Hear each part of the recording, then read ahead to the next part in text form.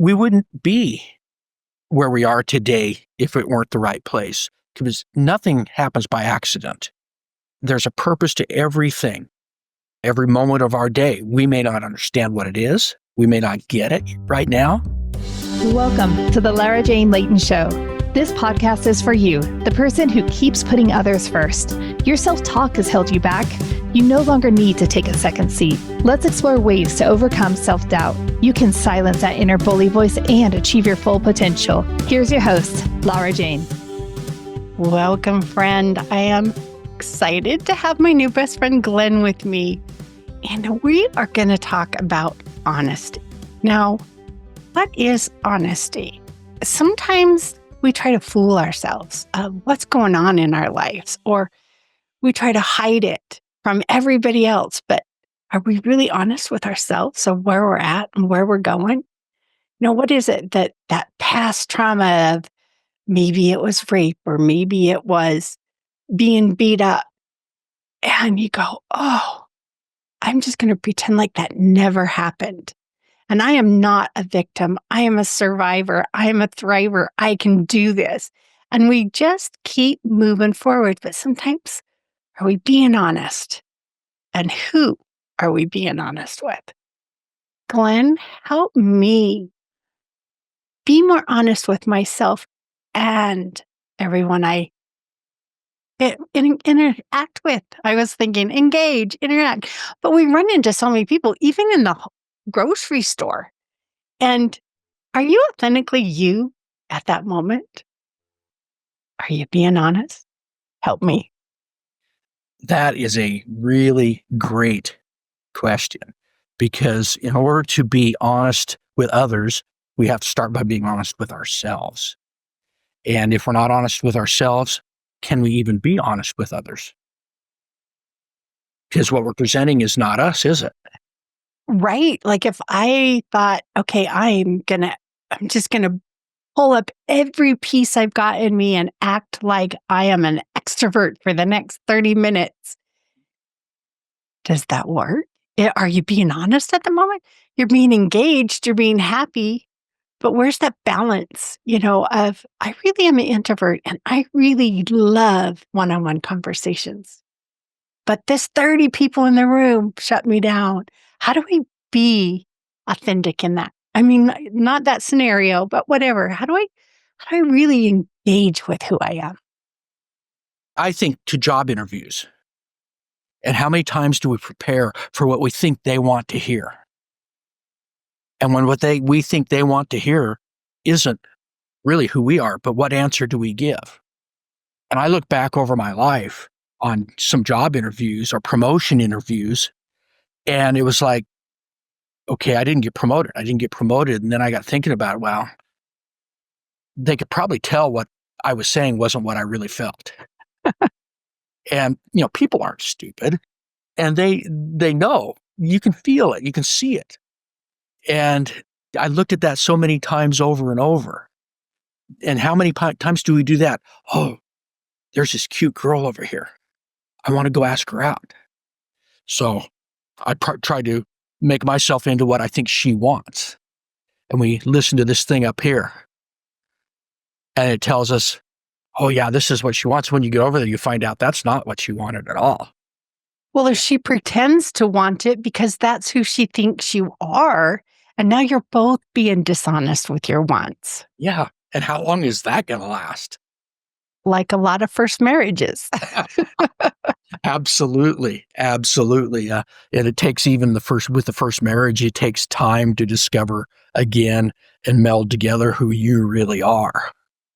I don't think a lot of us know really who we are because we know what that child is like, what their experiences were. We know how we interacted with our parents. We know how we interacted with our college people. But when you're left on your own for the first time, who are you? Yeah, there's nobody there to mold or put any expectations on you. Which expectations, really? How about just live? I talk about expectations a lot, and I go, who made the rule? Who said that only men that are over 5'10" are good looking. Only women under 5'8" are good looking. It's who made these rules? And every one of us have different set of rules. It's not like you have the same one I do, but we learned it somewhere.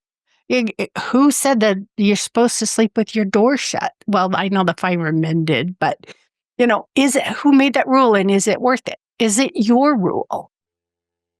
Wow, you mean we have to kind of take a look at our history? Yeah, well, you don't have to, but if you want to figure out who you are and how you respond, what better way to start? Yeah, but in order to do that, we have to take a good, hard, honest look at that history and not interpret it with some of our perceptions or the other things that take us outside those. I don't like the word bounds, but take us outside those things that we are familiar with. Well, tell us how we do that. How do we start that conversation with ourselves?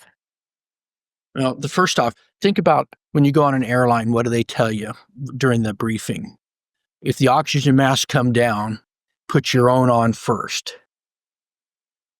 And then we get to do that. I was a police officer, detective for 26 years. Same thing with running lights and siren to an emergency scene. Our key was to get there so we could help others. If we didn't get there, we couldn't help. So we got to take care of ourselves. And that's in human nature is the hard part. Because how often are we taught that is selfish? All the time. And you gotta, well, just even think about when you're a kid and you're playing and someone takes your toy and you want it back and you're told to say sorry that you wanted your own personal thing back. We're taught you don't matter. Yeah. And a lot of us carry that on throughout life and put everybody else first.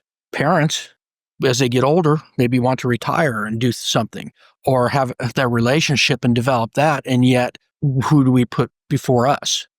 Our kids all the time. I still do it to this day. And, Me too. yeah, and our kids are in their 30s and 40s. So that then brings the question, did we raise them properly or raise them well? Because they should be able to take care of themselves. They do. They really don't need our help, but I still want to feel needed. There you go. It's an ego thing. I'm needed. Yes. There you go. And so we have to get rid of that. And it's not easy to do. But in order to get rid of that again, then we have to really look inside ourselves openly and honestly.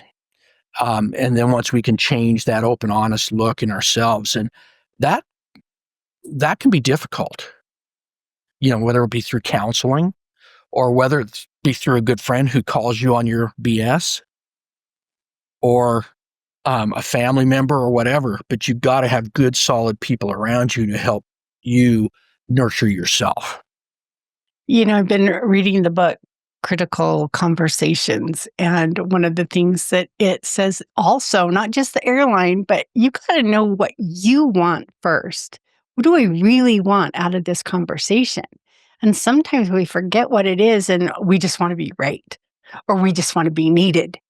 What is it really that we want? And getting really tied down or narrowing it down to that's when your honesty comes out. What is the real thing I want?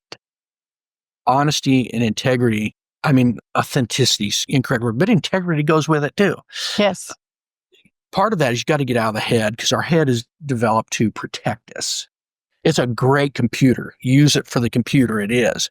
But get down in your heart because that's where the truth is. It's a long ways down. How do we get there? Well, you start working on things like meditation. You start working on looking at little things. Being in the moment is huge. And people throw that out there, I'm in the moment. And in reality, they're not. How many of us go out on a habit day to day and we do the same thing day in, day out, day in, and we just go through the motions without thinking about it? I drive the same route to work every day. It takes me 15 minutes. I never think about it. I just go. And then I get to the office and I do my job and I just go through and do it. And it's automatic. Well, if it's automatic, we're not thinking about it, because what happens on that one day where, as I'm going through and I suddenly think and I get an idea and I look and I'm like, you know what? I can make this a lot easier by doing this, this, and this. And it saves time. But we've been doing it for 15 years the other way without thought. So we get to wake ourselves up and be more aware. Yeah, I like that. Wake yourself up. And I think it's just asking the question to yourself, what is it right now? What do I really want right now? And how can I make that happen? Not tomorrow, not yesterday, not getting even with the person that pissed you off yesterday. What do I really want? I want peace between us. That is better. And step one to get peace is to have peace within ourselves. And then that ripples out to our family and then to our work. And then it ripples slowly but surely, because how do you change the world? One person at a time, and that's you. Exactly. You are the only person you can change. We can influence other people, but we have no other power other than influence. And who's to say your way's right for them anyway? There's those people out there, and I have a couple of friends that are that way. I look at them and, man, that's the life. That's how I want to live. But I don't want to live their life. But what I see is the peace, the awareness. Every moment of every day, they're making a decision. And that's by being aware of everything going on around.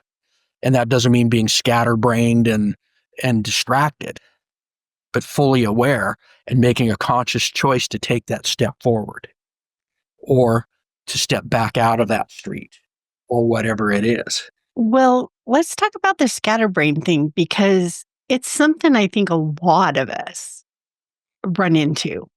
But before we do, let's take a quick break, get a word from our sponsor, come back, and let's explore a little bit of the scatterbrained or the squirrel. Be right back. Hey, since I rarely have openings in my coaching schedule, I have a new resource out there on my website. It is called the BFF Coaching Network. And I have offered a spot there for any coach that has been on the show to list their coaching.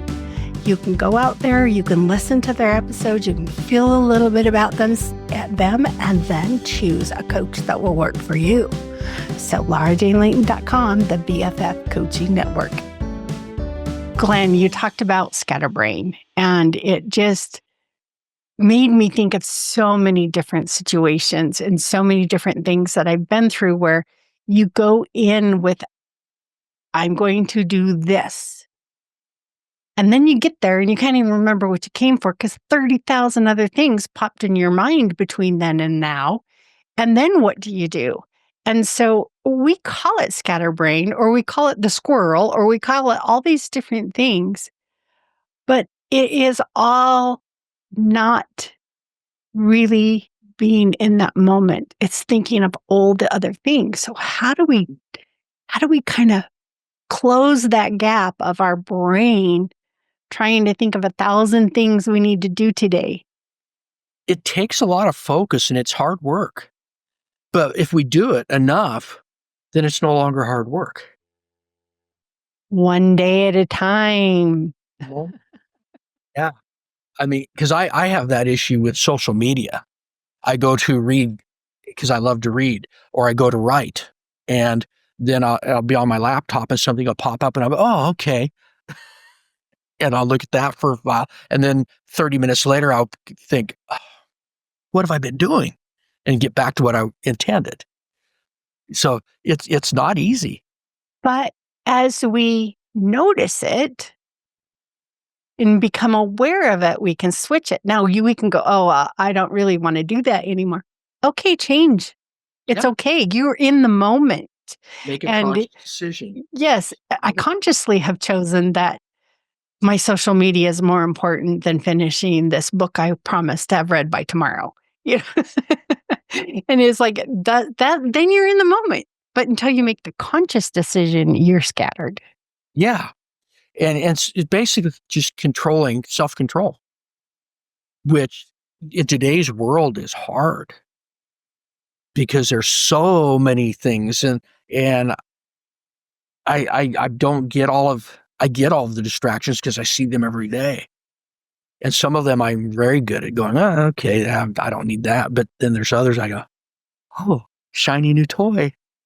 And shiny new toys are great. They're just not great if they're not your priority. And setting that priority and being mindful of who am I? Is this shiny new object part of me, or do I want it because that will make somebody else think I'm cool? Somebody else think I'm cool. And a lot of people, and I've done that. We've gone through parts of our lives that way. I bought this big boat and it's in my driveway so everybody can see it, but I'm afraid of water and I will never get in it. But everybody else thinks I go boating. But do I need that? In the driveway for 10 years and falling apart, and people go, oh boy, what a slob. I've never seen that boat move. Have you?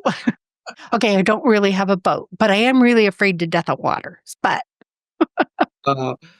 But that's not uncommon, unfortunately, in today's world. Well, in the world, even just not today's. I think it's been going on for many years. oh yeah, Again, they're living for that image and not for themselves. So how many go out and buy, a $300,000 car just because it's cool? because I can. If you have a $300,000 car, you can. But how many people are actually out there with that image when they really can't because they want that image? And the people that can afford that car, they don't need it. They don't care. A lot of them. Yeah, I'll drive my Toyota because guess what? It gets me point A to point B. They both fulfill the same purpose. And they're amazing cars. Get the car that you love, not the car that other people love. Exactly. That's when you tune in and be more honest with you, right? Yeah. And funny how it comes back to that. Funny how it comes back to that. And, you asked earlier, what does it take to be honest with ourselves? Well, again, it just takes getting in the habit of doing it. Because humans, we all are creatures of habit. Everybody out there is a creature of habit. And so we form these things that work for us. Some of the things that we think are working for us really aren't, but it's habit. We're comfortable with it. So let's shake it up and let's look in deep and go, okay, where do I really want to be and go? And as we step by step get there, and then that becomes the new habit, we improve ourselves. Well, and how do we be honest with ourselves and accept the invitations that match us? So I had a friend invited me to go to, I can't remember if it was a ballet or a play or something. And I had to come up with every excuse in the book to not go. And this was years before I knew how to do this. But why couldn't have I just said, that's not my interest? Could we do something else?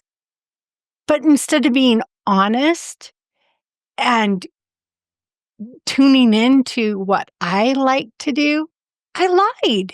I was not honest with her because I couldn't accept that she wanted to do something I didn't, and that would make us not friends. So, how do we tune into that, being honest to ourselves in our actions? That takes a little bit of strength.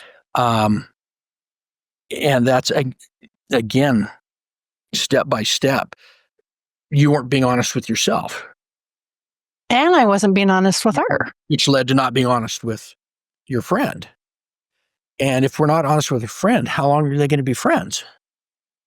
Because I guarantee down the line, something was said, or she heard a comment or something that may give the way, oh, well, she doesn't like the ballet. And you may not even know she was there listening.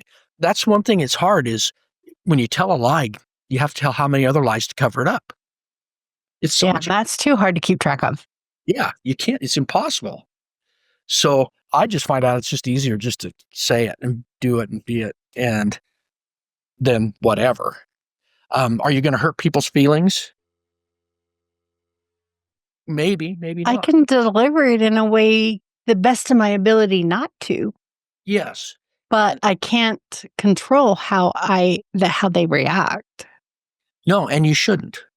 And you shouldn't worry about it if that's their choice.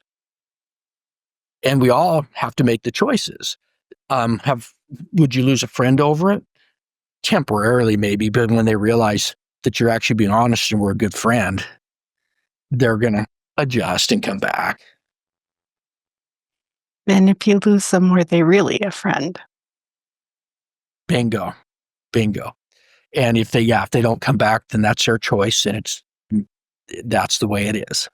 I mean, in reality, who are the friends that you keep your entire life? The only person you have for your 100% your entire life is you. And if you can't be your own best friend, it's going to be really tough being good friends with other people. Absolutely. If you can't like who you are and be who you are, then you won't have friends anyway because they're all fake. And in reality, the only ones that will stick with you are your family. Well, you and I can say that. And yes, but there are people in this world that can't even count on their family. And so, yes, for most of us, that is true. That's a great point because there are exceptions to every rule. And that one, I've seen a few here and there that if they were my family, I'd be thankful they were gone. Yes, we won't get into that because we're talking about our personal honesty. Yes. Hey, I'm just being honest. When people use that as a cover, I'm just being honest. Well, were you being kind? You deliver something honestly in a condescending, mean, I want you to hurt way. That is not, your motive wasn't to be honest. Your motive was to hurt. But you can deliver that same message with kindness and caring and compassion. Now you are honest. That's the message you meant to deliver.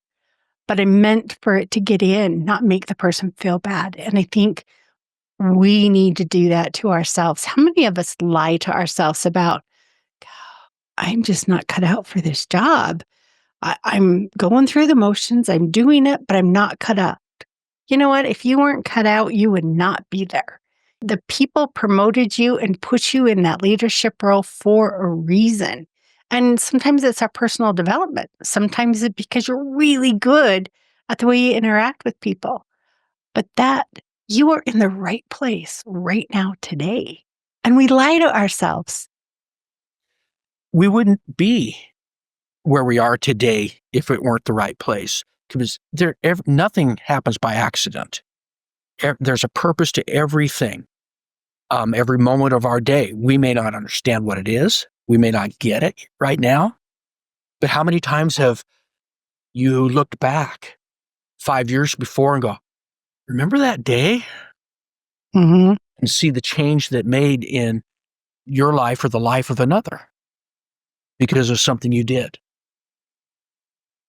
How many times have you hit rock bottom and built yourself up? You're stronger, you're more confident, and you're more capable when you get back out, when you've rebuilt your life. And not that I want everybody, go hit rock bottom today, so tomorrow you're stronger. No, that's not the message. But it's learning to appreciate the stuff that was crap when we went through it. Yeah. To know how much stronger and more amazing you are today because of it. That's so interesting because if you manipulate your rock bottom, it's really not your rock bottom. You're manipulating to your comfort zone. And then something else comes along and pulls that out from under you. Then you might be getting close. So what's interesting is how the judgment involved in that. And is it honest judgment? Because I've seen people thought they were at their rock bottom, thought they were at their wit's end. And then it got worse. And I didn't see how it could get worse, but they came out the other side and said, yeah, I was kind of going through the motions and then what really wasn't. But when that happened, that's when I realized I was not in control. And sometimes that's one of the things that being honest is giving up that control and recognizing. Oh no, you're talking to a control freak. Well, recognizing that we control with our perceptions and our level, but who are we? That was definitely something that I learned the hard way. Oh, I'm just trying to be in control. It's a little calmer now that you aren't, right? As much. I don't try to control everything. Good. I try to appreciate what comes my way. And it is a different mindset. It is different feeling. But at the same time, you are still the same person. We just change a little bit. I always thought I was 100% authentic 10 years ago. Well, I'm not the same person as I was 10 years ago. Does that mean I'm not authentic now? Does it mean I wasn't authentic then? No. You are authentic right now. Every one of us are. Even if we're clouded with our own personal lies, that is your authenticity at this moment. And we can change and we can grow and we can learn. There's hope in the future. We don't have to keep this same trauma in our lives all the time. We can move forward. And that's, you just have to go, it's okay. This person is being the best them they can be right now, and it's okay. And that's, yeah, you're getting rid of the judgment because somebody else, okay, that's where they're at right now. Is that where I'm at? Maybe, maybe not. Could be. And if it is, I'd rather learn from them than experience it myself. I know we have talked so much about how, and I love conversation and I love bouncing all over the place. But when we get right back to the heart of where we started, of being honest and being true to ourselves, and I think your thought was being mindful, being present, being here right now. Yeah. Are there questions or things that I can ask myself in the moment to figure out if I'm being in the moment or not? And that's a hard one because for me, I work hard at it, but a lot of times I realize I'm not. So I'm still developing. And it's not something that just poof happens like magic. I'm sitting here, my pup is up on my bed in the hotel room that I'm in, and I'm aware of that.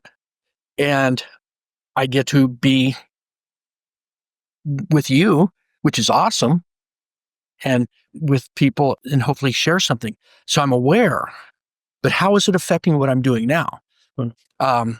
Say he crawled under my feet. That was a distraction. But you wouldn't have known because I faked it well. But how many times do we go through life like that? Faking it well.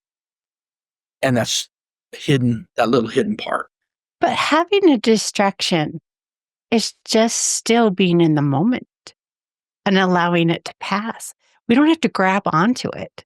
Yeah. What you didn't do was grab onto it and make it a part of what I'm doing right now. But I noticed and I returned to where I wanted to be. And so the distractions are going to happen. It's how we refocus. Oh, I did it, didn't I? You did good. and those are, yeah. But that's life. And as we go through those little things, and we can't beat ourselves up. I mean, oh, we can. Oh, we can. It just doesn't help much. Yeah. But yeah, it's, when I was raised, my father was a coach. And I had the one game. An athletic coach or a personal coach? Athletic. Okay. I was playing baseball and I had the game of my life, except for one part of it. The next day, he took me out to the field and he says, your throws were not very good. And so I spent 2 hours in 90-degree temperatures throwing the ball into a 5-gallon bucket to improve my throws. And out of everything I did well that night, that was the one thing he focused on. And I learned young to focus on the bad, to improve it and make yourself better. But that's not always how it works. And I've discovered over the years, that's not a great way to do it. Acknowledge the things that aren't working. Acknowledge them and then work to shift them, but don't focus on them. Because in today's world, what do we hear? I hate watching the news because all I hear is the negative and the bad. And I don't like listening to some of the radios because it's all negative and bad. But why? Bad news sells. Of course. Yeah. I don't want to know all about the puppies and the roses and the pretty clouds. We have to acknowledge that those things are happening, but don't focus on them, because when we focus on them, we'll just draw more and more and more. And I personally would rather just be open and honest and say, hey, yeah, I'm done with this stuff. So when your dog distracted you, what is the one thing that you said to you to keep you focused? Did you say, I'm in this conversation and this thing happening next to me doesn't matter? Actually, what went through my head is, I hope he doesn't jump up and get into the camera. They do that too. That was the first thing that went through my head. And so I put my hand down and just held him calm. And then as he eased out, okay, we're good. And just let it go. But I also find, again, if I get anxious, people around me, animals around me get anxious. Other people feel it. And think about this as we're building our life and a lie in our life. Are we anxious? Sometimes. Yeah. Well, because I'm trying to predict the future and it's kind of hard to do. yeah. And I'm making something up that isn't true. So there is some anxiety there, whether we feel it or not. If we don't feel it, then there's a serious problem. But there are people that don't feel those things. Or they don't. I'm trying to, because there are people that have a very quick rebound. Yeah. And some of us judge it as they didn't feel it. Where, our emotions are I think I've heard 90-second cycles, and you can refocus in any cycle. And I think in a lot of things, I might have a 1-day cycle where other people might have a 2-week cycle or a 10-minute cycle. So how much does it affect you? How much do you hang on to that thing that didn't go exactly how you wanted it to?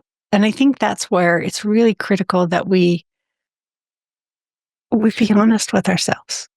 Yeah, exactly where I was going to go, because in being honest with ourselves and being in that moment, we as humans, and I heard something once, spend less than 5% of the time in the moment. We're reliving the past or predicting the future the rest of the time. And, the past is past, can't change it. Why are we worrying about it other than to improve mistakes that we made to make ourselves better? And once we acknowledge that and we work on that, then that's gone.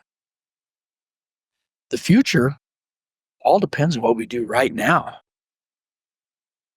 The future is created in tiny steps. Yeah. You don't have to do giant leaps. And just it's like shooting a bow and arrow. You aim, you don't just shoot. And our future is today, right now, this moment is my aim for tomorrow. Yeah. What do I want to create? Who do I want to be? How do I want to help the world? And those are the things that are important, is really every day, every moment, I'm aiming. I'm never shot. I'm never shooting. I don't need to hit the target because the target's going to move. And who I am, I change every moment. And that's being honest. I'm headed here, but I'm right here. I'm here now, but I will get there. And, say, stop and smell the roses on the way. Because how many times in our society, we're trained to focus on the end result. Mm-hmm. When did that start in our lives? Probably at the age of 2, 3, 4. Oh, yeah. 3. Yeah. And done that. And like a couple of my kids live 12-hour drive away. Should take me 13 hours to get there because I have to stop twice for gas, get something to eat, and use a restroom.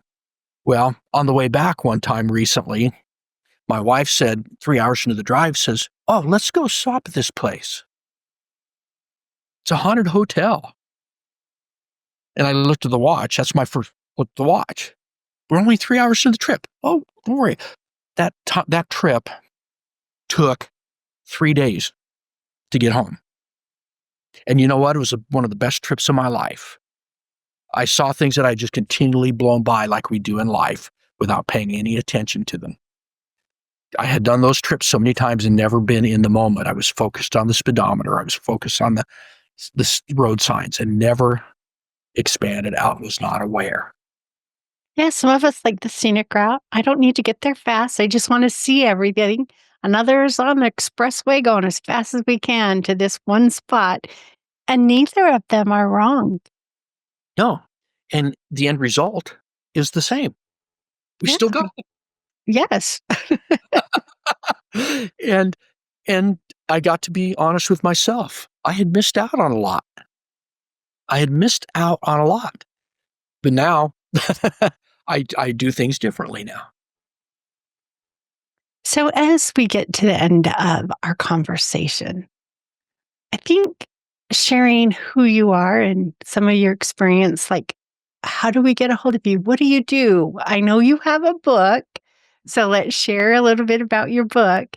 And then what is that one thing that we could do right now to just kind of help us be more honest with ourselves? Well, a little about me. I was a police officer detective for 26 years, and I developed PTSD during that time. Witnessed a lot of things that ripped me up. I learned about self-accountability because I could blame a lot of things. I quit talking.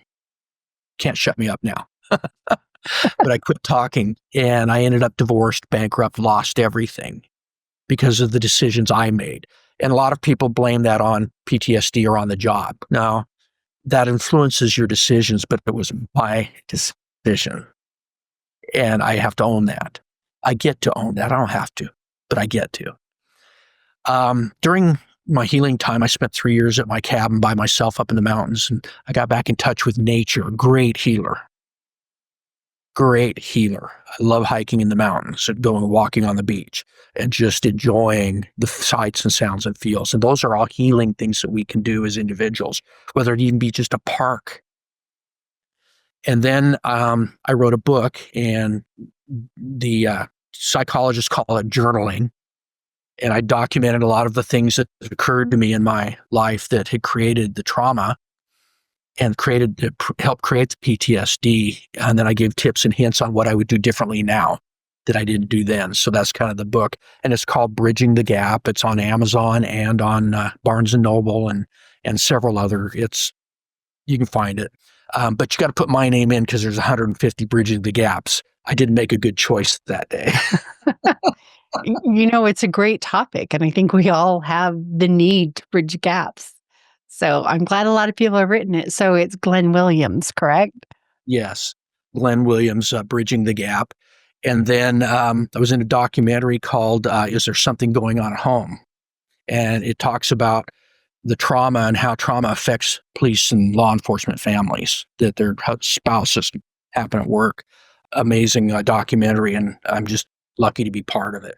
What was it called again? Is There Something Going On at Home? It's on Amazon and Tubi TV. Okay. And so now what I do is I travel and I talk to people about communication and about after trauma. And if I can help anybody not make the stupid mistakes I made, then we all win. Individually, myself, they win, their family wins, and that spreads out into our communities, and our communities win. So that's who I am. Sounds great. But what is that one thing we can do? The one thing is don't be afraid to take that hard look at yourself. And make sure when you look, I was up in my cabin one day and I'm looking at the deer out the window in the kitchen, and I looked in the mirror and I went, what the crud are you doing? Because I was drinking too much. I was alone for 3 years pretty much, and I didn't like what I saw in the mirror. And then that's when I realized, okay, I have got to change me. So don't be afraid. And don't be afraid to make the changes. They're not going to hurt you. In fact, I look at my life now and I never saw me doing the things I'm doing now. Simply by changing, I've allowed myself to become what I am. Yeah. And without those crazy experiences that caused that PTSD, you wouldn't be the leader and the influencer that you are today. And sometimes owning that crap gives us permission to move forward. And Absolutely. it's tough. But it's like we're all who we are today because we owned it and moved on, right? Or didn't move on and we're staying in it. That's okay. And don't be afraid to talk about it. If you got something bothering you, find somebody to talk to, whether that be a therapist, a friend, a spouse, whatever. Get it out, because if you keep things inside, it'll just eat you alive. Yes. And one of the cool things I have on my website is a BFF coaching network. And every coach that has been on this show, well, if they chose to, is listed on there. And you can go hear their story. You can go listen to their episodes and choose whether you're going to work with them or not. But a coach is so great to have that impartial, third-party person that's there for you. And be selfish. Find the one that works for you. Right. It's the most important person in the room. Lara Jane cannot help everybody. I do not have the personality to help everybody. There's someone out there for you. So, yes. But yeah, I do like that. Being heard, I think when we articulate it out loud, it helps sort through the jumble in our brain, because we think at such a huge speed that it's hard to slow it down until you go, let me articulate this into words. And all of a sudden it falls into place and it's like, oh, that makes sense. Absolutely. And everybody's different. So different things work for different people. But you have to start, and that's a perfect place to start. Journaling is the same thing. It's slowing your brain down enough to put some thoughts on paper. And that helps also. You don't have to talk to somebody. If you can write it down and slow it down and ask the question on paper and let yourself explore thousands of different ways to solve it. What's interesting with journaling is it lets your mind know it's okay to let it out. And nobody has to read it. But then once your mind knows it's okay to let it out, it makes it easier to go talk. Yes. I love it, Glen. Thank you so much for joining me today. The information about you is in the show notes. The links to the Amazon site where your book and your documentary are, where you appear in it. And so jump down there, take a glance, get the book. If you are struggling with being honest with who you are, get some tips. Let someone help. And if you feel you're honest, but you don't feel right, just don't get help. So thank you so much, friend. Glen and I are not medical or mental licensed professionals, just people who have experienced some life and want to help others smooth or at least get along their path a little bit better. So stay tuned for the next episode. Are you tired of waking up exhausted? You are not alone. If you're looking to take your life back, let's start with the simple step of adjusting your self-talk. Stay tuned for the next episode with your host, Lara Jane. Remember to follow the show so you don't miss the next simple step that you can use to feel more confident. And please leave an honest review.